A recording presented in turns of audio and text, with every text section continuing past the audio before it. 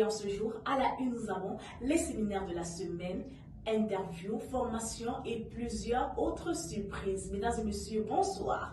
Voici pour vous le journal télévisé Hebdo Afrique.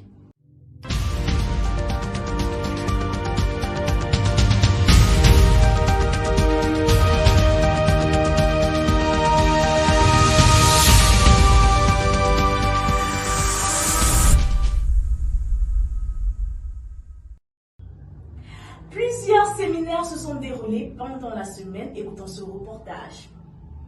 Prêche la parole, en toute occasion, favorable ou non, à injonction de Paul à Timothée, mais aussi à l'Église d'aujourd'hui. Les vaillants soldats, disséminés partout au Cameroun, en Afrique et au-delà des frontières d'Afrique, ont répondu à cet ordre de mission. Nuit et jour, et bravant tous les obstacles, ils s'attellent à la tâche, la prédication de la foi, la quête du dernier élu. Il y a une grande joie au ciel quand une âme est sauvée, nous disent les Écritures. Ainsi, un soulagement sur la terre d'avoir rempli sa part de contrat.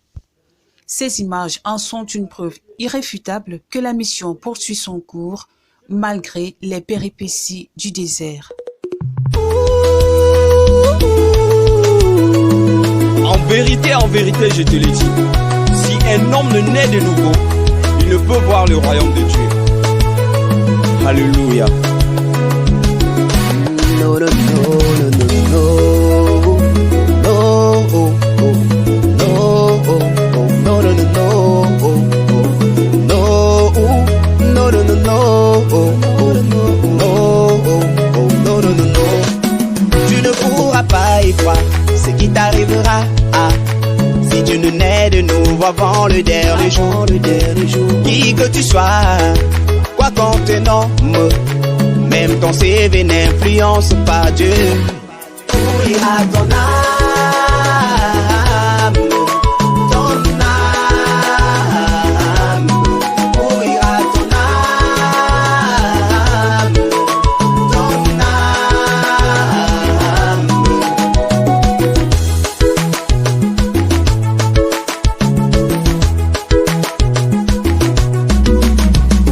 No, oh, oh, no, no, no, no.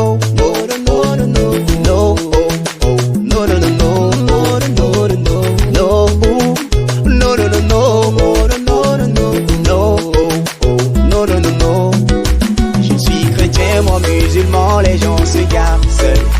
Catholiques ou protestants, les gens se battent. Mohamed, voilà, Ali, le monde est perdu. Mais le dernier jour, tu te retrouveras devant. Où ira ton âme? Sauver ton âme. Où ira ton âme?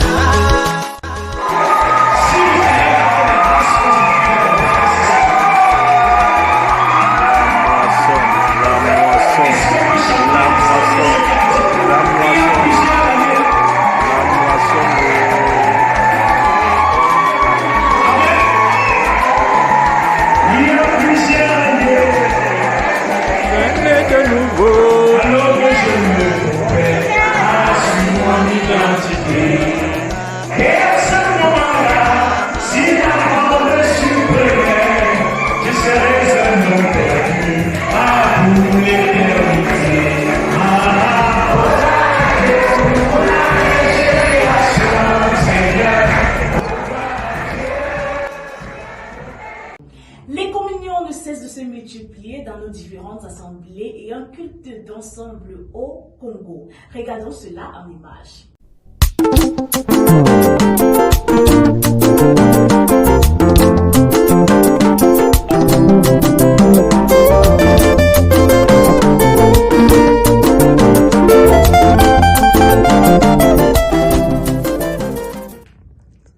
Alors du côté du Tchad, leur coordonnateur est en déplacement au Sénégal. Regardons cela en images.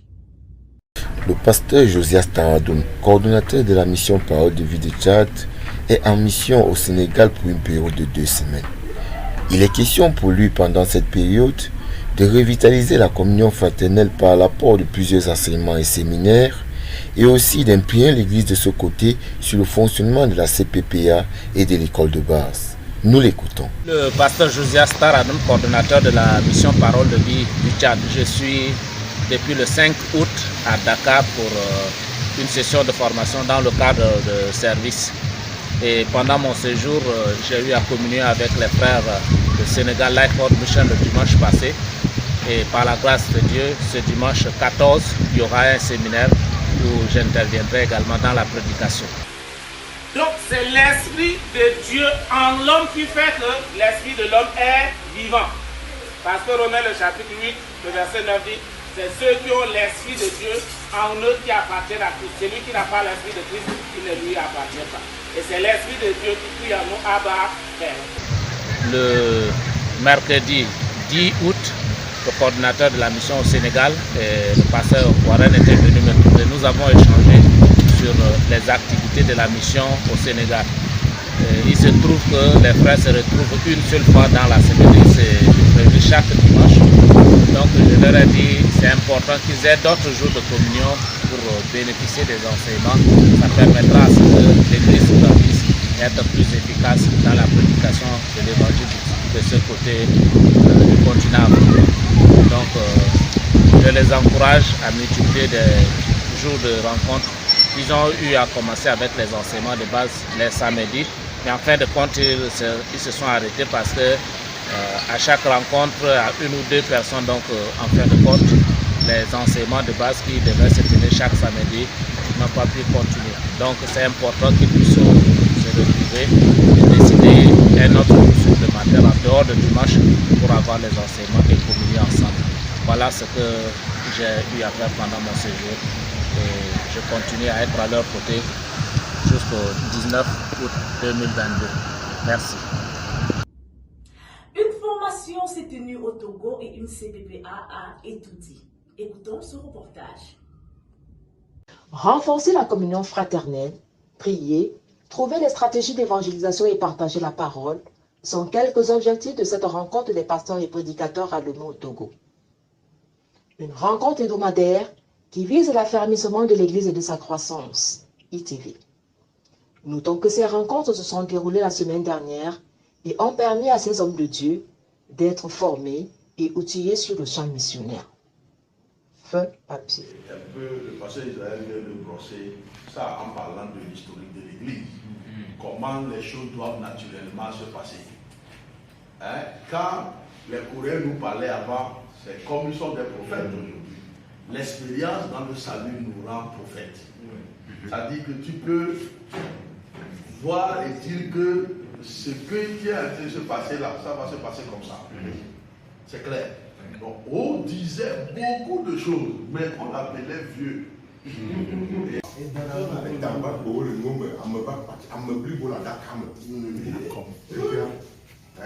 Seulement, un squelette.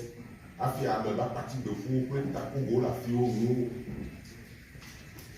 Ouais, ben, Fifia, mais nous, il était.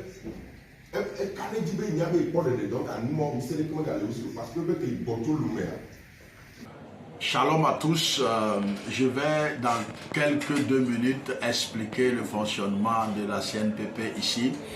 Au Togo, par la grâce de Dieu, on est 101 prédicateurs aujourd'hui et la majorité de prédicateurs se trouvent à Lomé, dans la zone de Lomé, ce qui fait que, disons, environ 60 prédicateurs qui se trouvent dans la zone de Lomé.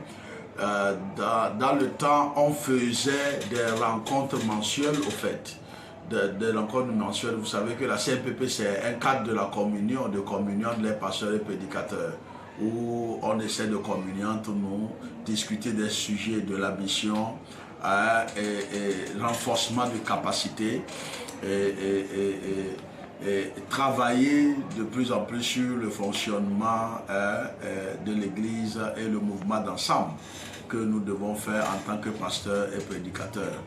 Donc, à part le district de Lomé, il y a les autres districts qui sont à l'intérieur, qui se réunissent. Mais à un moment donné, on a ressenti le besoin de passer de rencontre mensuelle à une rencontre hebdomadaire, ce qui fait que chaque semaine, nous avons une rencontre maintenant qui fait qu'on essaie de... On se rencontre et on discute sur les sujets de la mission de l'Église. Et il y a aussi un renforcement des capacités. Ça a renforcé notre communion en fait, parce que toutes les semaines, chaque lundi soir, on se retrouve. Pendant 3 heures de temps, on se retrouve et on parle de la mission pendant la semaine. On parle des missions qui sont là, des cas spéciaux sont expliqués avec détail. Et maintenant, il y a des enseignements spéciaux aussi qu'on essaie d'apporter pour le renforcement de capacité des pasteurs et prédicateurs. J'avoue que ça nous fait beaucoup du bien, ça fait beaucoup du bien au corps de pasteurs et prédicateurs. Et ça fait que les gens sont plus équipés pour rendre ministère. Je rends grâce à Dieu pour ça. Amen. Écoutons l'intervention du président du comité d'organisation de la Convention internationale 2022. C'est près de 1000 personnes venues de 25 pays qui ont pris part à la Convention internationale de 3 jours au Palais des Sports de Yaoundé et une formation de 6 jours à Elohim et Fundasi. Des moments de vive émotion, riches en prédication de l'Évangile et des enseignements donnés basés sur plusieurs thèmes. Plusieurs commissions ont été mises en place pour la bonne réussite de l'organisation de cet événement. Une convention qui a été pour beaucoup une opportunité d'avoir une connaissance approfondie et pour d'autres une compréhension du salut. Malgré quelques manquements soulignés, le peuple était concentré et très assidu au programme avec patience. Comme le disent les Écritures, mieux vaut la fin d'une chose que son commencement, mieux vaut un esprit patient qu'un esprit hautain.